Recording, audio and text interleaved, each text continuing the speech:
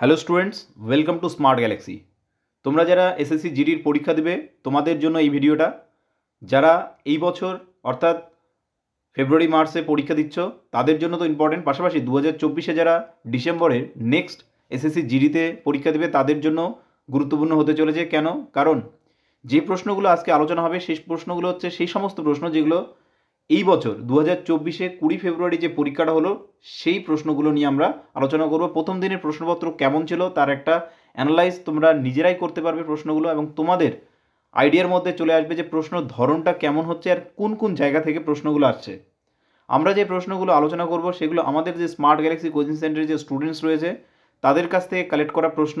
তারা যে পরীক্ষা দিয়ে এসেছে কম্পিউটার বেসড পরীক্ষা, তাই প্রশ্নপত্র তাদের হাতে ছিল না, তো তাদের যতটা স্মরণে ছিল প্রশ্নগুলো সেই স্মরণের প্রশ্নগুলো নিয়ে আমরা আজকের এই ভিডিওটা করেছি। প্রশ্নগুলো ডিসকাস করব, পাশাপাশি এই প্রশ্ন ধরনের আর কি প্রশ্ন আসতে পারে এবং কোন কোন জায়গা থেকে প্রশ্নগুলো আসতে পারে সেই বিষয়টা আলোচনা করব। এবং সবার শেষে ভিডিওটা সবার শেষে থাকছে একটা চমক, একটা অফার তোমাদের জন্য, এবং প্রশ্ন যেখান থেকে আসার সম্ভাবনা রয়েছে তার একটা বেঞ্চমার্ক তোমাদেরকে প্রোভাইড করব। সো ভিডিওটা লাস্ট পর্যন্ত দেখবে। তো মেমোরি থেকে নেওয়া প্রশ্ন আমাদের যে স্টুডেন্ট স্মার্ট গ্যালাক্সির সেই সমস্ত স্টুডেন্টদের কাছ থেকে জিজ্ঞাসা করে নিয়ে এই প্রশ্নগুলো, তো প্রশ্নগুলো যেভাবে এমসিকিউ সহ এসেছিলো সেইভাবে তোমাদের প্রশ্নগুলো আমি দিচ্ছি না, আমরা প্রশ্নগুলো একটু অ্যানালাইজ করব। আর এই টাইপের প্রশ্নগুলো কি কি প্রশ্ন আসতে পারে সেগুলো আমরা দেখব। তো প্রথম প্রশ্ন যেটা, ভারতীয় রেলওয়ে বোর্ডের প্রথম মহিলা চেয়ারম্যান কে? তো প্রথম মহিলা চেয়ারম্যান যিনি হলেন তিনি হলেন জয়া বর্মা সিনহা। তাকে ক্যাবিনেট অ্যাপয়েন্টমেন্ট করেছে, তো এটাও মনে রাখবে। Cabinet appointment committee Jaya Varma সিনহাকে রেলওয়ে বোর্ডের চেয়ারপারসন হিসেবে নিযুক্ত করেছেন, পাশাপাশি তিনি সিইও পদে নিযুক্ত রয়েছেন। আর এটা হলো ভারতীয় রেলের শীর্ষ পদে থাকা প্রথম মহিলা জয়া বর্মা সিনহা। তাহলে এইটা হচ্ছে নিয়োগ এবং কারেন্ট অ্যাফেয়ার্স, তো দুই দিক থেকে এই কোশ্চিনটাকে ইম্পর্টেন্ট। আমরা কিছু গুরুত্বপূর্ণ নিয়োগ তার পাশাপাশি জেনে নেব, তোমরা মনোযোগ দিয়ে শুনবে। এসএসবির দ্বিতীয় মহিলা ডিরেক্টর জেনারেল পদে নিযুক্ত হচ্ছে রশ্মি শুক্লা, এটা মনে রাখবে।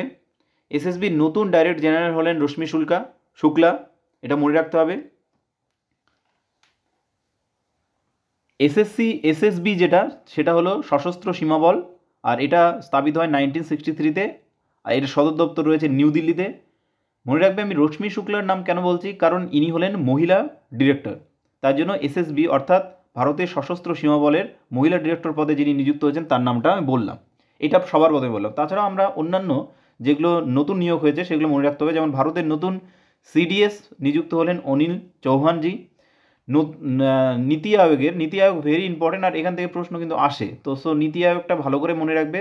প্ল্যানিং কমিশন যেটা 1950-তে তৈরি হয় সেটার নাম পরিবর্তন করে নীতি আয়োগ করা হয় 2017 সালে। 14 সাল থেকেই শুরু হয়ে যায় পরিকল্পনা নীতি আয়োগের। তো সিইও পদে নীতি আয়োগের নিযুক্ত হলেন ভিভিআর সুব্রমণিয়াম। তো ভিভিআর সুব্রমণিয়ামের নামটা মনে রাখবো, নীতি আয়োগের নতুন চেয়ারম্যান সিইও যিনি হলেন। তাছাড়া ভারতীয় সেনার নতুন উপপ্রধান হলেন এমবি সুচেন্দ্র কুমার, এগুলো নামও মনে রাখতে হবে। ভারতের উপরাষ্ট্রপতির নামও জিজ্ঞাসা করতে পারে। এবার উপরাষ্ট্রপতির নামটা দেখো তোমাদের জিজ্ঞাসা করতে পারে জগদীপ ধনখড়, এটা সহজ উত্তর হবে, কিন্তু বলতে পারে যে জগদীপ ধনখড় কততম উপরাষ্ট্রপতি, তো এটাও মনে রাখতে হবে তোমাদের যে জগদীপ ধনখড় হচ্ছে ভারতের 14তম উপরাষ্ট্রপতি, এইটাও কিন্তু তোমাদেরকে মনে রাখতে হবে, ঠিক আছে। তাছাড়াও সেবির নাম তোমরা শুনেছ, সেবির নতুন অধ্যক্ষ হলেন মাধবী পুরী বুচ, এটাও মনে রাখতে হবে। আর সেবির প্রথম মহিলা অধ্যক্ষ হলেন মাধবী পুরী বুচ, এটাও মনে রাখবে, কারণ এখান থেকে কিন্তু প্রশ্ন আসতে পারে, যেহেতু মহিলা দিয়ে প্রশ্নটা এসেছে চেয়ারম্যান, এটা ভারতের রেলওয়ে বোর্ডের। এবার প্রশ্ন আসতে পারে যে সেবির নতুন অধ্যক্ষ কে হলেন, ইনি কিন্তু মহিলা অধ্যক্ষ, তো পরীক্ষায় প্রশ্ন আসতে পারে যে সেবির প্রথম মহিলা অধ্যক্ষ কে। আর ইম্পর্টেন্ট প্রশ্ন অবশ্যই মনে রাখবে তোমরা, সেটা হলো মাধবী পুরী বুচ, এই নামটা মনে রাখবে, ঠিক আছে। ভারতের বায়ুসেনার নতুন উপপ্রধান হয়েছেন অমনপ্রীত সিং, এটাও মনে রাখবে। আর বিসিসিআইয়ের নতুন অধ্যক্ষ হয়েছেন রজার বিনি, এটাও মনে রাখতে পারো। ভারতের নতুন অ্যাটর্নি জেনারেল হয়েছেন ভেক্টরমণি, তিনি 16তম অ্যাটর্নি জেনারেল হলেন সর্বোচ্চ আইন আধিকারিক অ্যাটর্নি জেনারেল ভারতের, তো উনি হলেন ভেক্টরমণি, এটাও মনে রাখতে পারো তোমরা। ভারতের নতুন প্রধান বিচারপতি হলেন চন্দ্রচূড়, এটাও মনে রাখবে। আর ইনি কততম সেটা মনে রাখতে হবে, চন্দ্রচূড় কিন্তু মনে রাখবে 50তম। তো 50তম যেহেতু এটা পরীক্ষায় আসতে পারে, ভেরি ইম্পর্টেন্ট। তো তোমরা মনে রাখবে ভালো করে। সিজিএ, সিজিএ নতুন হলেন, ভারতের নতুন সিজিএ হলেন ভারতী দাস, ঠিক আছে। সরি, এটা হচ্ছে ক্যাক। তো সিজিএ তোমরা এইভাবে মনে রাখতে পারো বা ক্যাক মনে রাখতে পারো। ক্যাক হলেন controller general of account, CGA যেটা কন্ট্রোলার জেনারেল অফ অ্যাকাউন্ট, সেটা হলেন ভারতী দাস, ইনি মহিলা, তো এনার নামটাও আসতে পারেন। ভারতের নতুন মুখ্য নির্বাচন কমিশনার হচ্ছেন রাজীব কুমার। 25তম মুখ্য নির্বাচন কমিশনার, এই নামটাও তোমাদের মনে রাখা উচিত, ঠিক আছে। গুজরাটের নতুন মুখ্যমন্ত্রী হচ্ছেন ভূপেন্দ্র প্যাটেল, এটাও মনে রাখতে পারেন, 18তম মুখ্যমন্ত্রী গুজরাটের ভূপেন্দ্র প্যাটেল। হিমাচল প্রদেশের নতুন মুখ্যমন্ত্রী হয়েছেন, এটাও মনে রাখবে, সুখবিন্দর সিং সুখু। সুখবিন্দর সিং সুখু হলেন হিমাচল প্রদেশের নতুন মুখ্যমন্ত্রী, ইনি 15তম মুখ্যমন্ত্রী। ডিআরডিওর অধ্যক্ষের নাম পরীক্ষায় প্রশ্ন আসে, ডিআরডিওর নামটাও মনে রাখবে, সমীর বি কামাত। সমীর বি কামাত হলেন ডিআরডিওর নতুন অধ্যক্ষ। ডিআরডিও কি? ডিআরডিও হচ্ছে defence research and development organisation, মনে রাখবে সবাই, defence research and development organisation, DRDO. এটা স্থাপিত হয় 1958-এ, আর সদর দপ্তর রয়েছে নতুন দিল্লিতে। এগুলো মনে রাখতে হবে, ঠিক আছে। তেলেঙ্গানার প্রথম মহিলা মুখ্য সচিব হিসেবে নিযুক্ত হচ্ছে শান্তি কুমারী, এই নামটা মনে রাখবে। আমি যতগুলো বললাম এই কথাগুলো মনে রাখবে, তোমরা নোট করে রাখবে। আশা করি এখান থেকে একটা প্রশ্ন তোমাদের আসতে পারে। চলো নেক্সট দেখে নিই। শান্তিনিকেতনে ইউনেস্কো ওয়ার্ল্ড হেরিটেজ সাইট। দেখো এখান থেকে প্রশ্নটা এসেছে, কারণ শান্তিনিকেতনকে 2023 সালে কি করা হয়েছে, ওয়ার্ল্ড হেরিটেজ সাইটের তকমা দেওয়া হয়েছে শান্তিনিকেতনকে। আর এটা ভারতের 41তম, আর বলতে পারে যে সবচেয়ে নতুন বা আধুনিক যদি হয় তাহলে শান্তিনিকেতন হলো ওয়ার্ল্ড হেরিটেজ সাইট। আর বাংলার 5মতম বিশ্ব ঐতিহ্যবাহী স্থানের তালিকায় স্থান পেয়েছে। শান্তিনিকেতন রবীন্দ্রনাথ 1901 সালে স্থাপন করেন বোলপুরে, এটাও মনে রাখবে তোমরা ভালো করে। শান্তিনিকেতন 1901 সালে, এখানে শান্তিনিকেতনের বিশ্বভারতী ইউনিভার্সিটি রয়েছে, যেটা বর্তমানে একটা সেন্ট্রাল ইউনিভার্সিটি। তো শান্তিনিকেতন সম্পর্কে এসেছে প্রশ্ন, ওয়ার্ল্ড হেরিটেজ সাইট সম্পর্কে। তো তোমরাও ওয়ার্ল্ড হেরিটেজ সাইটগুলো কিন্তু তোমরা একটু মনে রাখতে পারো, ঠিক আছে। ভারতের বিভিন্ন ওয়ার্ল্ড হেরিটেজ সাইট যেগুলো রয়েছে সেগুলো কিন্তু আসতে পারে পরীক্ষায়। তো সেখানে ওয়ার্ল্ড হেরিটেজ সাইটগুলোর নাম অবশ্যই মনে রাখবে, অজন্তা কেভস, এলোরা কেভস, ঠিক আছে, আগ্রা ফোর্ট, তাজমহল, সান টেম্পল কোথায় রয়েছে এগুলো মনে রাখবে ভালো করে, ঠিক আছে। এই টাইপের প্রশ্নগুলো কিন্তু আসতে পারে। খাজুরাহো, এগুলো কিন্তু পরীক্ষায় আসার সম্ভাবনা রয়েছে, ওয়ার্ল্ড হেরিটেজ সাইটগুলো। এলিফ্যান্ট ক্যাপ কোথায় রয়েছে, মহারাষ্ট্রে, এগুলো কিন্তু পরীক্ষায় আসবে। তো এই লিস্টটা তোমরা দেখবে। আর তোমাদেরকে আমি আবারও বলছি যে তোমাদের সবার শেষে, এই ভিডিওটা সবার শেষে তোমাদের জন্য একটা রয়েছে আমার কিছু বিষয়, যেটা আমাদের স্মার্ট গ্যালাক্সি কোচিং সেন্টারে দেওয়া হয়ে থাকে। আমি তোমাদেরকে সবার শেষে এই বিষয়টা নিয়ে আলোচনা করছি। তারপরে প্রশ্ন দেখো, যেটা প্রশ্ন এসেছিল পরীক্ষায়, ভারতীয় সংবিধানের 24 অনুচ্ছেদ সম্পর্কে প্রশ্ন পরীক্ষায় এসেছিল। 24 অনুচ্ছেদটা কি বলে? ভারতের সংবিধানের 24 অনুচ্ছেদ অর্থাৎ আর্টিকেল 24 বলে, কারখানা, শিল্প বা খনিতে 14 বছর বয়সী কম শিশুদের নিয়োগ করা নিষিদ্ধ। এটা একটা ফান্ডামেন্টাল রাইটস। ভারতের সংবিধানে 6টা ফান্ডামেন্টাল রাইটস বর্তমানে রয়েছে। সংবিধানের শুরুতে 7টা ছিল, বর্তমানে 6টা রয়েছে। 6টা ফান্ডামেন্টাল রাইটসের মধ্যে এটা হলো বঞ্চনা, শোষণ এবং বঞ্চনার অধিকার, ফান্ডামেন্টাল রাইট। এটা হলো শোষণের বিরুদ্ধে অধিকার, সেই শোষণের বিরুদ্ধে অধিকারের মধ্যে পড়ে 23 এবং 24 নম্বর যে আর্টিকেলটা রয়েছে সেটা হলো শোষণের বিরুদ্ধে অধিকার। সেই শোষণের বিরুদ্ধে অধিকারের 24 নম্বর আর্টিকেলটা এসেছিল, সেটা হলো 14 বছর কম বয়সী শিশুদের নিয়োগ নিষিদ্ধ। এবার 14 বছরই কথাটা যেহেতু এসেছে, তাহলে আমরা আরেকটা কথা এখানে আর্টিকেল মনে রাখতে পারি, ঠিক আছে। তাহলে হলো 6 থেকে 14 বছর বয়সী প্রত্যেকটা শিশুকে বাধ্যতামূলক শিক্ষার কথা বলেছে 21 এ ধারাতে, এটা হলো শিক্ষার অধিকার। আরেকটা রয়েছে, সেটা হলো ফান্ডামেন্টাল ডিউটিসের মধ্যে রয়েছে 6 থেকে 14 বছর বয়সী প্রত্যেকটা শিশুকে কী করতে হবে, প্রত্যেকটা শিশুকে স্কুলে পাঠানো বাবা মার কর্তব্য, এটা রয়েছে। আর এটা হয়েছে 86তম সংবিধান সংশোধনীর মাধ্যমে, 6 থেকে 14 বছর বয়সী যেটা করলাম, এটা 86তম সংবিধান সংশোধনী 2002 সালে হয়েছে। তো এই সমস্ত কথাগুলো তোমরা মনে রাখতে পারো। ভারতের সংবিধানে কতগুলো মৌলিক অধিকার রয়েছে?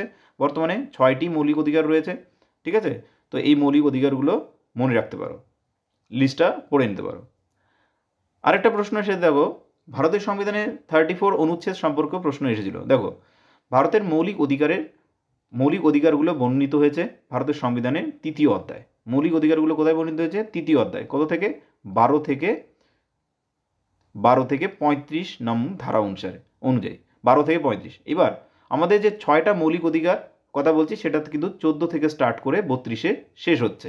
ঠিক আছে, এই হলো 6টা মৌলিক অধিকারের বিষয়। এর বাইরেও কিন্তু আমাদের কত পড়ছে, 33 নম্বর পড়ছে, 34 নম্বর পড়ছে এবং 35 নম্বর আর্টিকেল পড়ছে। এবার এখানে প্রশ্নটা কি এসেছে, 34 নম্বর থেকে প্রশ্ন এসেছে। এখানে কি বলছে যে যেসব এলাকায় কি হয় সামরিক আইন বলবৎ থাকে তাদের ক্ষেত্রে কিছু মৌলিক অধিকার তারা ভোগ করতে পারে না। 33 নম্বর আর্টিকেলটাতে কি বলেছিল, 33 নম্বর আর্টিকেলটাতে বলেছিল যে সামরিক বাহিনী নিযুক্ত ব্যক্তিরা কিছু মৌলিক অধিকার ভোগ করবে না। আর 35 নম্বর আর্টিকেলে কিছু অতিরিক্ত ক্ষমতা বিভিন্ন স্টেটগুলোতে দেওয়া হয়েছিল, যেমন 35-এর এ বর্তমানে নেই, এটাও পরীক্ষায় আসতে পারে। 35-এর এতে জম্মু কাশ্মীরকে অতিরিক্ত ক্ষমতা দেওয়া হয়েছিল। ঠিক আছে, 35-এ এ যেটা 2017 সালে 2019 সালে বাদ দিয়ে দেওয়া হয়। তো এইগুলো কিন্তু মনে রাখতে হবে। ঠিক আছে, তাহলে আমরা যে বিষয়গুলো সামারাইজ করলাম, যে বললাম বারবার যে তোমাদের হচ্ছে মনে রাখতে হবে 12 থেকে 35 ধারায় মৌলিক অধিকারগুলো রয়েছে। মৌলিক অধিকারগুলো যে আমরা 6টা মৌলিক অধিকার সেটা হলো 14 থেকে কত বললাম, 14 থেকে 32 নম্বর ধারা অনুযায়ী 6টা মৌলিক অধিকার রয়েছে। তাহলে আরও একটা থাকছে 12 এবং 13। 12তে স্টেট সম্পর্কে বলেছে এবং 13তে জুডিশিয়াল রিভিউ সম্পর্কে বলেছে। 33 নম্বর আর্টিকেলটা হলো কাদের, সামরিকদের জন্য অর্থাৎ আর্মিদের জন্য। আর 34 নম্বর আর্টিকেলটা আর্মি শাসন অর্থাৎ সামরিক শাসন যেখানে রয়েছে সেখানকার জন্য। আর 35 নম্বর আর্টিকেলটায় কিছু অতিরিক্ত ক্ষমতা দেওয়া হয়েছে স্টেটকে। পরের প্রশ্ন দেখো, পানিপথের দ্বিতীয় যুদ্ধ সম্পর্কে প্রশ্ন এসেছিল। পানিপথের প্রথম যুদ্ধ কবে হয়েছিল, পানিপথের প্রথম যুদ্ধ হয়েছিল 1526-এ। তাহলে আমরা 3টা যুদ্ধ, পানিপথের কয়টা যুদ্ধ হয়েছে, 3টা যুদ্ধই মনে রাখবো। 1526, দ্বিতীয় যুদ্ধ হলো 1556-তে এবং তৃতীয় যুদ্ধ হলো 1761 সালে। 3টা যুদ্ধে মনে রাখবো। 1526 সালে পানিপথের প্রথম যুদ্ধ, বাবর ও ইব্রাহিম লোদি। দ্বিতীয় যুদ্ধ হলো কোথায়, 1526 সালে, সেটা হলো হিমুর সঙ্গে আকবরের। ঠিক আছে, এবং তৃতীয় পানিপথের যুদ্ধ হলো 1761 সালে। এই পানিপথের যুদ্ধগুলো আমরা মনে রাখবো। তো যেটা এসেছিল পরীক্ষা সেটা হলো পানিপথের দ্বিতীয় যুদ্ধ এসেছিল 1556 সালের 5ই নভেম্বর, যেটা সংঘটিত হয়েছিল হিন্দু রাজা হিমু বাহিনীর সঙ্গে মুঘল সম্রাট আকবরের মধ্যে। যুদ্ধে আকবরের সেনাপতি খান জামান প্রথম এবং বৈরাম খাঁ জয়লাভ করে। ঠিক আছে, বৈরাম খাঁ জয়লাভ করেছিল। তো আমরা 1526-এর প্রথম পানিপথের যুদ্ধ এবং 1761-র তৃতীয় পানিপথের যুদ্ধটাও সাথে মনে রাখবো। পরের প্রশ্ন দেখো, মোহিনী নৃত্যম নৃত্যটা এসেছিল। দেখো বিভিন্ন নৃত্য সম্পর্কে কিন্তু প্রশ্ন পরীক্ষায় আসে, যেমন কত্থক কোথাকার, উত্তর ভারতের। কুচিপুড়ি কোথাকার, অন্ধ্রপ্রদেশের। তারপরে হচ্ছে মোহিনীনাট্যম কোথাকার, কেরালার। তো এই টাইপের প্রশ্নগুলো আসে। ঠিক আছে, ভারতনাট্যম তামিলনাড়ু, এই টাইপের প্রশ্নগুলো আসে। তো এই যে আমাদের ধ্রুপদী নৃত্য সম্পর্কে সেপারেটেড ভিডিও আমাদের যে স্মার্ট গ্যালাক্সি কোচিং সেন্টারের যে প্লেলিস্ট এখানে তোমরা পেয়ে যাবে, তোমরা একবার সার্চ করে নেবে এবং ওখান থেকে প্রশ্ন আসবেই এবং ওর বাইরে আসবে না, যেটা আমি ভিডিওটা তোমাদের প্রোভাইড করেছি। তো মোহিনীনাট্যম থেকে প্রশ্ন এসেছে, কুচিপুড়ি, তারপরে হচ্ছে ভারতনাট্যম, তারপরে হচ্ছে কত্থক। ঠিক আছে, তারপরে পশ্চিমবঙ্গের যে পুরুলিয়া জেলার ছৌ নৃত্য, এগুলো কিন্তু পরীক্ষায় আসতে পারে প্রশ্ন, এগুলো কিন্তু পড়বে। তাহলে মোহিনীনাট্যম কোথায় হলো, কেরালা। দেখো ভাকরা নাঙ্গাল প্রজেক্ট, এই প্রজেক্টগুলো কিন্তু ইম্পর্টেন্ট এবং বাঁধ সম্পর্কে কিন্তু প্রশ্ন পরীক্ষায় আসে। ভাকরা নাঙ্গাল প্রশ্ন এসেছে। ভাকরা নাঙ্গাল কোথায়, এশিয়ার দ্বিতীয় বৃহত্তম সর্বোচ্চ বাঁধ, এটা পাঞ্জাবে ও হিমাচল প্রদেশে রয়েছে। কোন নদীর উপরে সেটা মনে রাখবে, সুতলেজ নদীর উপরে বা সুতলেজ বলে নদী উপরে এটা নির্মিত হয়েছে এবং বিলাসপুরের কাছে ভাকরা গ্রামের উপরে, তার জন্য ভাকরা নাঙ্গাল বাঁধ। আর এটা হলো গোবিন্দ সাগর জলধারা এখান থেকে সৃষ্টি হয়েছে, এটাও মনে রাখতে হবে।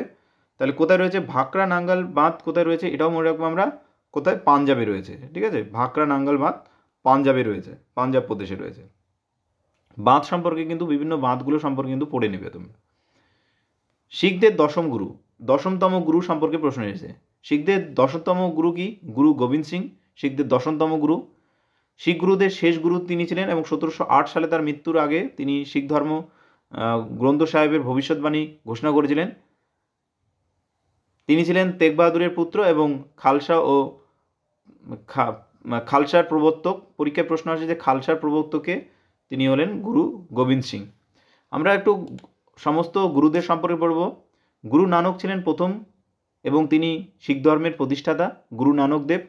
তারপরে দ্বিতীয়তম গুরু হলেন গুরু অঙ্গদ দেব, তৃতীয়তম হলেন গুরু অমরদাস, চতুর্থতম হলেন গুরু রামদাস। এইভাবে গুরু অর্জুন দেব, গুরু হরগোবিন্দ, গুরু হররাই, গুরু হরকৃষ্ণ, গুরু তেগ বাহাদুর যেটা নবমতম, যাকে ঔরঙ্গজেব মৃত্যুদণ্ড দেন, এবং সবশেষে গুরু গোবিন্দ সিং। তো পরীক্ষায় প্রশ্ন এগুলো আসে। গুরু নানক সম্পর্কে মনে রাখবে তিনি হলেন শিখ ধর্মের প্রতিষ্ঠাতা, এবং তার যে উপদেশবলী সেই উপদেশবলী গ্রন্থ সাহিবে, তার যেটা শিখদের প্রধান গ্রন্থ, সেখানে লিপিবদ্ধ হয়েছে। অঙ্গদেব যার কথা বললাম দ্বিতীয় গুরু ছিলেন ইনি। তাছাড়া আমাদেরকে মনে রাখতে হবে গুরু রামদাস সম্পর্কে, কারণ গুরু রামদাস স্বর্ণ মন্দির নির্মাণ করেছিলেন, অমৃত শহর প্রতিষ্ঠা করেছিলেন। তো এটা পরীক্ষায় প্রশ্ন আসতে পারে। তাছাড়াও তিনি কি করেছিলেন, শিখ ধর্মের পবিত্র ধর্মগ্রন্থে গ্রন্থ সাহেবে বিভিন্ন গুরু নানকের যে স্রোতগুলো ছিল সেই স্রোতগুলো যুক্ত করেন। আর সবচেয়ে বড় কথা হলো অমৃত শহর প্রতিষ্ঠা করেন এবং স্বর্ণ মন্দির প্রতিষ্ঠা করেছিলেন গুরু রামদাস। তো গুরু রামদাসের নামটা আমরা ভালো করে মনে রাখব। গুরু গ্রন্থ সাহেব যেটা শিখদের প্রধান ধর্মগ্রন্থ, সেটা সংকলন করেছিলেন গুরু অর্জুন দেব। তো সেক্ষেত্রেও গুরু অর্জুন দেবের নামটাও আমাদেরকে মনে রাখতে হবে। আর সবচেয়ে কম বয়সী এবং সর্বকনিষ্ঠ শিখ গুরু ছিলেন গুরু হর সিং। আর যেটা বললাম মনে রাখবে যে ঔরঙ্গজেব তেগ বাহাদুরকে হত্যা করেছিলেন। বক্সারের যুদ্ধ সম্পর্কে প্রশ্ন এসেছে। বক্সারের যুদ্ধ, দেখো বক্সারের যুদ্ধ, পলাশির যুদ্ধ, এগুলো ইম্পর্টেন্ট, পরীক্ষায় প্রশ্ন আসে। আর বক্সারের যুদ্ধ খুবই ইম্পর্টেন্ট। বক্সারের যুদ্ধ ব্রিটিশ ইস্ট ইন্ডিয়া কোম্পানি ভারতের রাজ্যগুলির একটি জোটের মধ্যে 22 এবং 23 অক্টোবর 1764 সালে সংঘটিত হয়। এখানে মীর কাসিম প্রধান ভূমিকা পালন করেন। মীর কাসিম ছাড়াও অযোধ্যার নবাব ছিল এর সঙ্গে যুক্ত। তো মীর কাসিমের সঙ্গে ব্রিটিশ ইস্ট ইন্ডিয়া কোম্পানির যুদ্ধ 1764 সালে, বক্সারের যুদ্ধ, এটাও মনে রাখবে। এছাড়াও আমরা 1757 সালে পানিপথের প্রথম যুদ্ধ, যেটা সিরাজউদ্দৌলার সঙ্গে লর্ড ক্লাইভের মধ্যে সংঘটিত হয়েছিল, এগুলো মনে রাখবো। 1857 সালের মনে রাখতে হবে 1857 সালে মহাবিদ্রোহের কথা। অগ্নিপথ যোজনা সম্পর্কে প্রশ্ন পরীক্ষায় এসেছে। অগ্নিপথ যোজনা হচ্ছে 16 জুন 2022 সালে ঘোষণা করা হয়। এই প্রকল্পের অধীনে কমিশন প্রাপ্ত অফিসারদের পদমর্যাদার নিরিখে সৈন্যদের 3টি সশস্ত্র বাহিনীতে ভাগ করা হবে: ভারতীয় সেনাবাহিনী, ভারতীয় বিমান বাহিনী ও ভারতীয় নৌবাহিনী, যাদেরকে বলা হবে অগ্নিবীর। অগ্নিবীরের পরীক্ষা হচ্ছে, অগ্নিবীর নিয়োগও হয়। ঠিক আছে, 4 বছরের জন্য অগ্নিবীর নিয়োগ হবে, এবং তারপরে যদি 4 বছর পরে তারা অন্য র্যাঙ্ক পেতে পারে 10% সদস্য, 10% অগ্নিবীর। তো এই হচ্ছে আজকের ভিডিওটায় এতটুকু আলোচনা করলাম। আমরা আগামীকাল আবার আরও যে প্রশ্নগুলো অন্যান্য স্টুডেন্টদের কাছ থেকে জিজ্ঞাসা করে নিয়ে আমরা আবার প্রশ্নগুলো আলোচনা করব।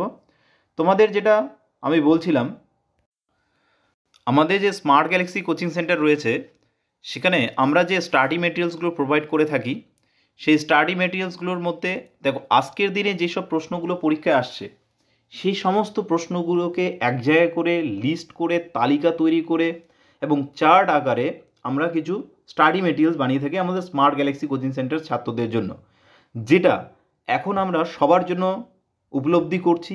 লিঙ্কে দেওয়া বিভিন্ন নাম্বারগুলোতে যোগাযোগ করতে পারো, বা আমার এই নাম্বারে যোগাযোগ করতে পারো, আমারটা প্রথম নাম্বার, এবং অথবা এই নাম্বারে যোগাযোগ করতে পারো। স্ট্যাটিক জিকের একটা ফুল কমপ্লিট বই আমরা পাবলিশ করতে চলেছে এবং পাবলিশড হয়েছে স্টাডি মেটেরিয়ালস। এইটা শুধুমাত্র আমরা আমাদের স্মার্ট গ্যালাক্সি কোচিং সেন্টারের ছাত্রদেরকে প্রোভাইড করে থাকি। ঠিক আছে, যেটা অনেকগুলো অধ্যায় রয়েছে, 83টার উপর অধ্যায় রয়েছে স্ট্যাটিক জিকের উপরে। তোমাদের যে আজকে যে প্রশ্নগুলো দেখলে তোমরা, ভাকরা নাঙ্গলের প্রশ্ন এসে দেখো, ভারতের বিভিন্ন নদী বাঁধ সম্পর্কে প্রশ্ন আছে। ঠিক আছে, তো এই যে পিডিএফটা তৈরি করা আছে, এখানে দেখো নৃত্য থেকে শুরু করে সমস্ত বিষয় যা দরকার এবং সমস্ত বিষয় এখানে বানানো। ইউনেস্কো ওয়ার্ল্ড হেরিটেজ সাইট যেখান থেকে প্রশ্ন এসেছে তোমরা দেখেছো। ঠিক আছে, তো এই যে প্রশ্নগুলো এবার হয়তো রামসার সাইট থেকে প্রশ্ন আসতে পারে, এবং সমস্ত কিছু যা পরীক্ষায় আসার সম্ভাবনা রয়েছে, এরকম 83টার উপরে বিষয় রয়েছে, এবং সেগুলো চার্ট আকারে, তারপরে আবার এমসিকিউ, এবং সেইভাবে যতটা যেইভাবে প্রয়োজন ছাত্রদের সেই রকম করে বানানো কিছু স্টাডি মেটেরিয়ালস আমাদের রয়েছে, যেটা আমাদের শুধুমাত্র স্মার্ট গ্যালাক্সি কোচিং সেন্টারের ছাত্রদেরকে প্রোভাইড করি। এইটা আমরা এখন সমস্ত ছাত্রদের আমাদের ইউটিউবের এবং বাকি বিভিন্ন প্ল্যাটফর্ম আমাদের যেসব ছাত্ররা প্রস্তুতি নিচ্ছে সবাইকে আমরা এটা প্রোভাইড করব। তোমরা লিঙ্কে দেওয়া নাম্বারগুলো অথবা যে নাম্বারটা আমি তোমাদেরকে স্ক্রিনে শো করছে নাম্বারটা, এই নাম্বারে তোমরা যোগাযোগ করতে পারো। আমাদের স্মার্ট গ্যালাক্সি কোচিং সেন্টার, যার অফলাইন ব্রাঞ্চ বালুঘাট, গঙ্গারামপুর, তপন, বুনিয়াদপুর, কালীগঞ্জ, মালদা, বুনিয়াদপুরে রয়েছে। তো তোমরা যে কোনো ব্রাঞ্চে ভর্তি হতে পারো। প্রত্যেকটা ব্রাঞ্চে আলাদা আলাদা শিক্ষক ছাড়াও রয়েছে প্রচুর স্টাডি মেটেরিয়াল, যেগুলো 100% কমন থাকে। এবং আমরা মাঠ পাশাপাশি ছাত্রদের এসএসসি, জিডি, ডাব্লিউবি, কেপির, ডিফেন্সের ছাত্রদের রানিং এবং সমস্ত ট্রেনিংয়ের ব্যবস্থা ছাড়াও আবাসিক থাকা খাওয়ারও ব্যবস্থা রয়েছে। অফলাইন ক্লাসও রয়েছে। ডে স্কলার হিসেবে ক্লাসে যেতে পারে, প্রত্যেকদিন যাতায়াতের মাধ্যমে ক্লাস করতে পারে, অথবা আমাদের এখানে থেকে ক্লাস করতে পারে। এই সমস্ত সুবিধাগুলো রয়েছে। তোমরা আমাদের এই নাম্বারগুলোতে যোগাযোগ করে আমাদের যে অফারগুলো রয়েছে সে অফারগুলো নিতে পারো। তো দেখা হচ্ছে পরের দিন আবার এই এসএসসি জিডির প্রত্যেক দিন দুপুর 1টার দিকে ক্লাসগুলো হবে। সেখানে আমরা যে প্রশ্নগুলো পরীক্ষা আসে সেই সমস্ত প্রশ্নগুলো আলোচনা করব। ধন্যবাদ সকলকে। Best of luck for the exam.